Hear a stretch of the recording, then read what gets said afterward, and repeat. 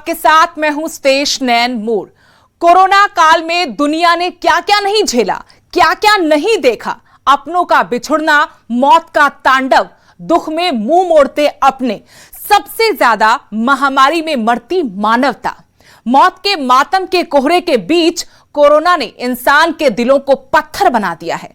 Corona की दूसरी लहर के कहर के बीच देशवासियों ने कई बार इंसानियत को आंखों के सामने मरते देखा। कभी अस्पतालों के अंदर, तो कभी अस्पताल के बाहर, तो कभी शमशान घाट में, और अब तो मां गंगा भी महामारी में मर चुकी इंसानियत पर मौन है।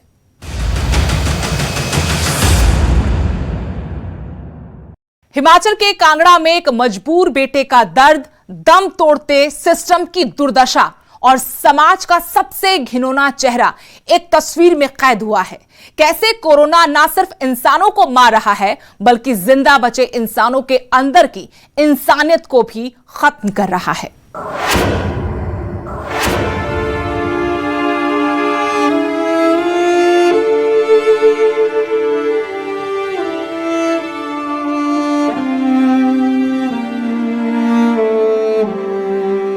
एक बेजुबान तस्वीर ने वो सब बयां कर दिया जो हजारों अल्फाज ना कर पाते।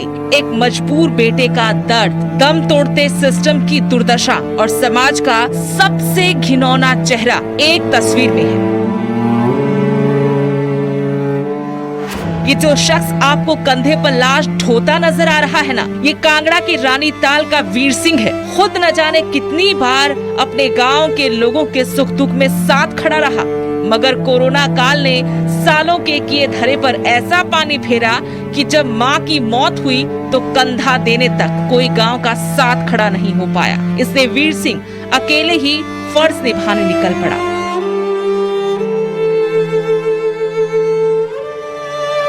सुबह 4:30 बजे से मम्मी मेरे खत्म हुए थे। मैंने 11 बजे तक सबका वेट किया, कोई ना कोई आएगा, शायद मेरे को कोई हेल्प करेगा, लेकिन कोई आगे नहीं आया। जब कोई आगे नहीं आया तो मैंने लास्ट में ये डिसाइड किया कि मैं खुद उठा के उनको शमशान घाट तक लेके जाऊंगा।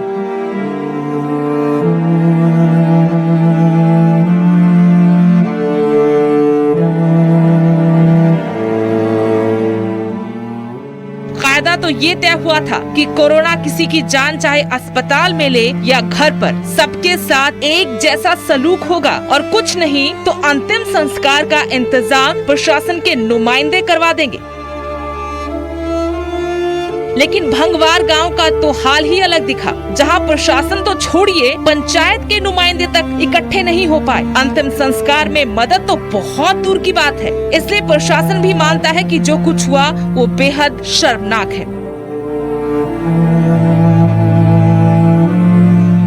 लेकिन अब जो घरों में भी बाई चांस अगर कोई कोविड डेथ हो जाती है, उसका भी दाह संस्कार अब हम प्रशासन के माध्यम से करेंगे।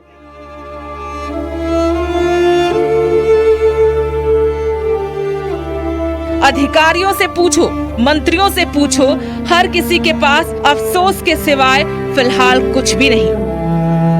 और ये जो देखा है विचलित करने वाला है, और इससे आज हमारा समाज कहाँ खड़ा है, ये उसकी एक तस्वीर हमें नजर आती है।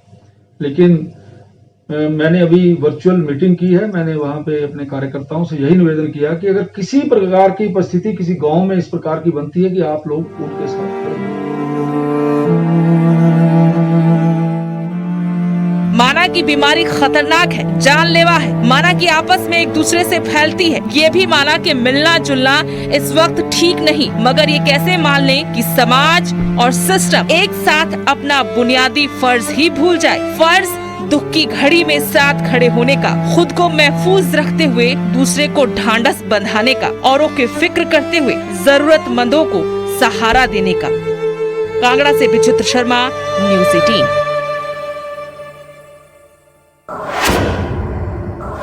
कोविड के मुश्किल दौर में अभी तक न जाने क्या क्या देख लिया है और न जाने क्या क्या देखना अभी बाकी है।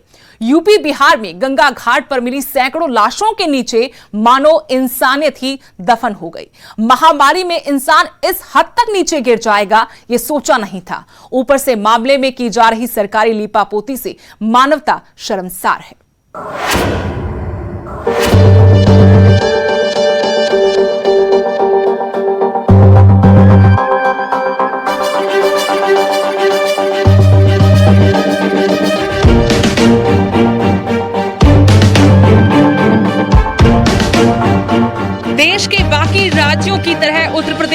बिहार जैसे राज्य पहले ही कोरोना वायरस की महामारी से बेहाल है। अस्पताल मरीजों से भरे हुए हैं।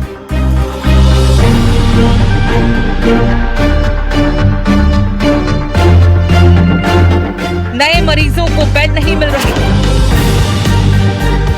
दवा नहीं मिल रही, लोग मर रहे हैं।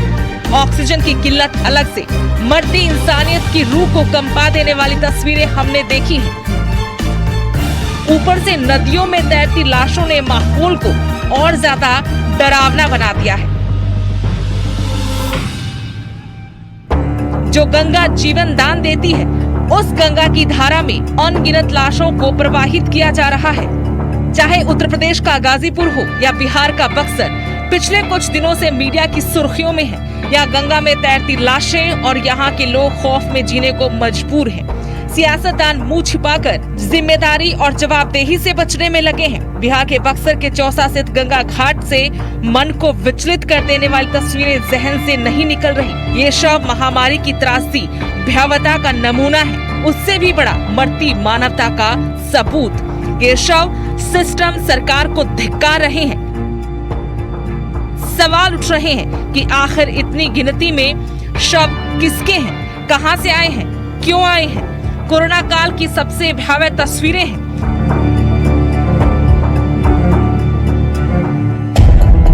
इससे भी ज्यादा भयावह ये है कि इस मामले पर पर्दा डाला जा रहा है। चौसा बिहार और उत्तर प्रदेश का बॉर्डर है। शवों के साथ ऐसी अमानवीयता पर भी जनप्रतिनिधि मौन है, मानो उन्हें सांप सूंघ गया।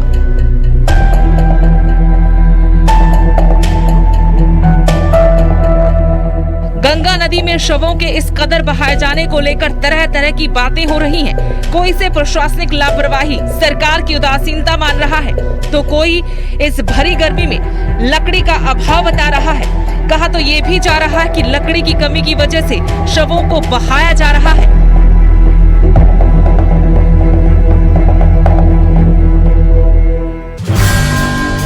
पीपीई किटों में लिपटे शव भले ही परिजनों के लिए बहुत कीमती हो सकते हैं, मगर अस्पताल प्रबंधन के लिए ये सिर्फ शव से ज्यादा कुछ भी नहीं। लोग कह रहे हैं कि अगर सरकार इस काम को नहीं कर पा रही तो कोरोना से हुई मौत के बाद उन शवों को आखिर क्यों परिजनों को नहीं सौंपा जा रहा।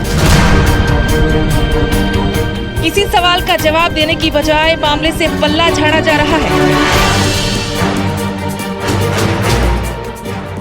बात तो इस तरह किए जा रहे अमानवीय कार्यों पर विराम लगाने की होनी चाहिए, ना कि अपना अपना पल्ला झाड़ लेने की।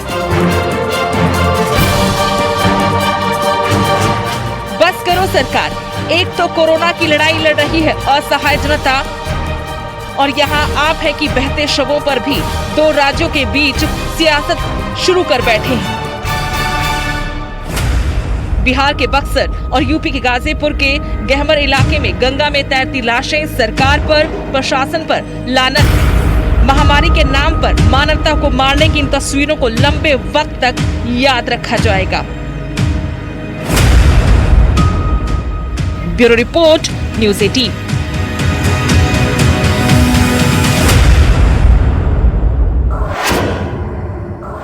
कहां लोग वैक्सीन, ऑक्सीजन और इलाज मांग रहे थे और जयराम सरकार उससे 2 कदम आगे बढ़ गई। अंतिम संस्कार की सरकार योजना लेकर आ गई है, यानी जिंदगी के साथ भी, जिंदगी के बाद भी सरकार पीछा नहीं छोड़ेगी। अस्पतालों में अगर सरकारी इंतजाम दगा भी दे गए तो शमशान घाट पर सरकार की कमी नहीं खलेगी, क्योंकि जयराम सरकार मुफ्त में लकड़ी की योजना लेकर आई है।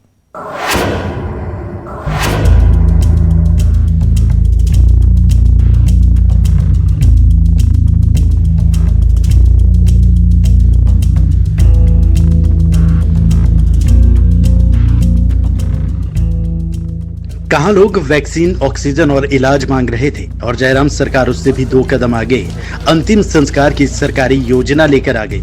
यानी जिंदगी के साथ भी, जिंदगी के बाद भी सरकार पीछा नहीं छोड़ने वाली। अस्पतालों में अगर सरकारी इंतजाम दगा दे गए तो शमशान घाट पर सरकार की कमी नहीं खलेगी, क्योंकि जयराम सरकार मुफ्त लकड़ी की योजना लेकर आई है।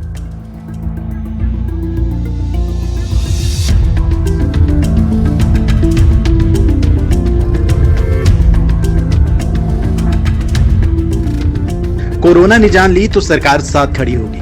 बेड की मारामारी के बीच चिता सजाने में कोई कोर कसर ना रह जाए, इसके लिए शहरी और ग्रामीण दोनों इलाकों के लिए अलग अलग तरह की सरकारी योजना तैयार की गई है, जिसे बाकायदा कैबिनेट ने मंजूरी दी है।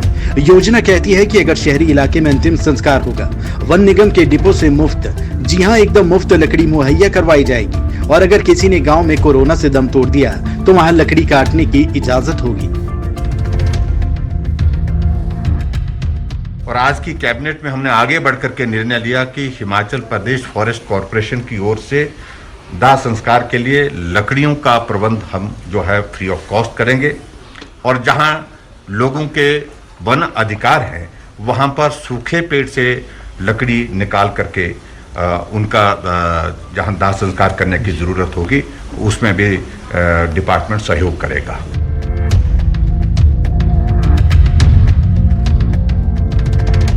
जयराम सरकार ऐसे वक्त में अंतिम संस्कार की सरकारी योजना लेकर आई है जब हिमाचल के कई हिस्सों से ऐसी तस्वीरें सामने आ चुकी हैं जहां इलाज तो छोड़िए, लोगों को सम्मान के साथ अंतिम यात्रा और अंतिम संस्कार तक नसीब नहीं हो पा रहा। और लगता भी यही है कि फैसला इन्हीं तस्वीरों का असर है। लेकिन जरा सोचिए कि अगर रोकथाम और इलाज पर ही पुख्ता काम हो जाए तो फिर सरकार को अंतिम संस्कार की लकड़ियां इकट्ठी करने की जरूरत ही क्यों पड़े। रणबीर सिंह, न्यूज़ 18 शिमला।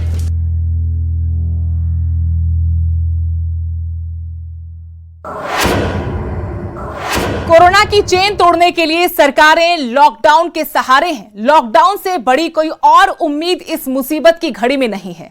दिल्ली, हरियाणा, हिमाचल सरकार ने एक हफ्ते के लिए लॉकडाउन बढ़ा दिया है ताकि कोरोना को हराया जा सके।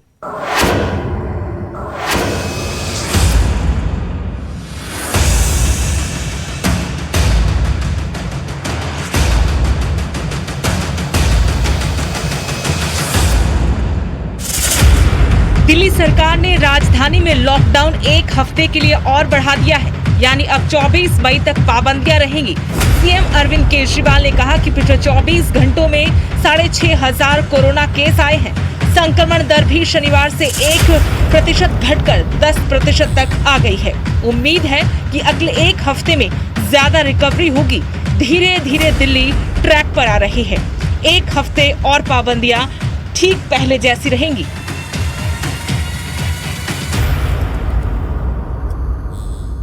तो अभी एक हफ्ते के लिए लॉकडाउन को हम और बढ़ाने जा रहे हैं। तो कल की बजाय अगले सोमवार को सुबह 5 बजे तक के लिए दिल्ली में लॉकडाउन बढ़ाया जा रहा है। पिछले 24 घंटे में भी लगभग 6,500 केसेस आए हैं, लेकिन पॉजिटिविटी रेट 1% और कम हो गया है। 10% के करीब पॉजिटिविटी रेट आ गया है, जो कल 11% था। केसेस 6,500 आए हैं। मैं उम्मीद करता हूं कि अगले एक हफ्ते में और ज़्यादा रिकवरी होगी।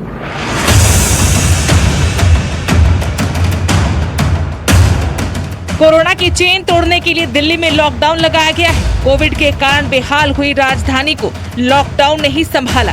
दिल्ली में लॉकडाउन का अच्छा असर देखने को मिल रहा है। 26 अप्रैल के बाद से नए मामलों में धीरे धीरे कमी भी आने लगी है और पिछले 2-3 दिन में संक्रमण की दर भी घटती हुई नजर आ रही है। केजरीवाल सरकार का दावा ये भी है कि लॉकडाउन का इस्तेमाल हेल्थ इंफ्रास्ट्रक्चर और संसाधनों को मजबूत करने में किया गया।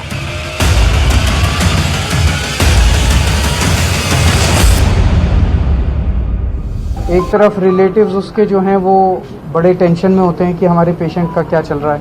पेशेंट भी अपने रिश्तेदारों से बात करना चाहता है। तो ये सर्विस हमने शुरू की थी जिसमें कुछ बाधाएं आ गई थी, तो उसकी मुझे एक आध शिकायत मिली थी। अब वो ठीक कर ली गई हैं। अभी मैंने खुद कुछ पेशेंट्स के साथ बात की है और जो भी अड़चनें थी वो सारी अड़चनें पूरी कर ली गई है। तो पूरी उसके साथ सब डॉक्टर्स, सब नर्सेज, सब लोग लगे हुए हैं। अब बात करते हैं दिल्ली से सटे हरियाणा की। हरियाणा सरकार ने भी कोरोना संक्रमण को देखते हुए प्रदेश में लॉकडाउन 24 मई तक बढ़ा दिया है, यानी पहले से जारी पाबंदियां 24 मई तक जारी रहेंगी। अगर आंकड़ों पर नजर डालें तो लॉकडाउन का असर दिख रहा है।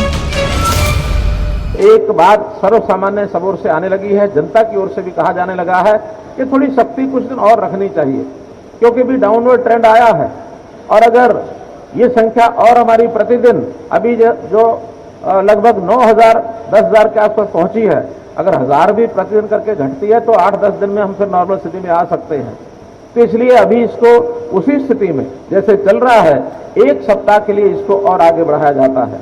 अभी ये 24 तारीख प्रातःकाल 23 तारीख प्रातःकाल 6 बजे तक, और ये 24 तारीख सोमवार 24 तारीख प्रातःकाल 6 बजे तक इसको एक्सटेंड किया जाता है। हरियाणा में कोरोना ग्राफ आंकड़ों के जरिए आपको बताते हैं। 10 मई को यहाँ 13,548 नए मामले सामने आए थे। 11 मई को ये आंकड़ा 11,637 हुआ। 12 मई को 12,490 नए मामले सामने आए और 13 मई को 12,286 केस। 14 मई को ये आंकड़ा घटकर 10,608 रह गया। हरियाणा में मौत का आंकड़ा 10 मई को हरियाणा में 151 लोगों की जान गई। 11 मई को कोरोना ने 144 लोगों की जान ली। 12 मई को ये आंकड़ा 165 था और 13 मई को घटकर 163 रह गया, लेकिन 14 मई को ये बढ़कर 164 हो गया।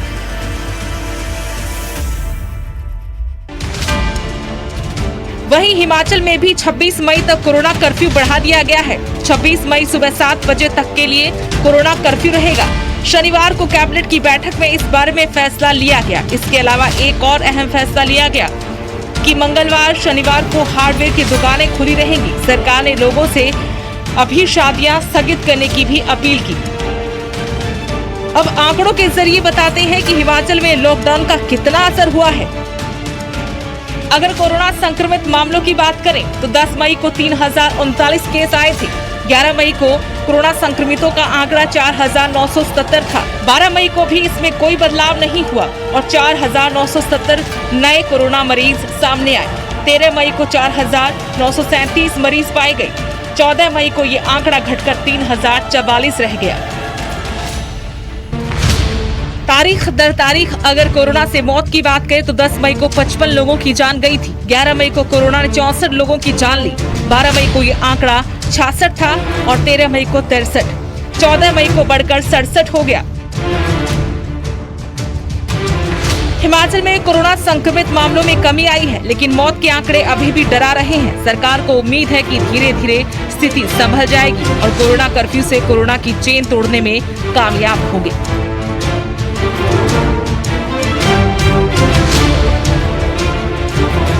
Bureau report, news 18।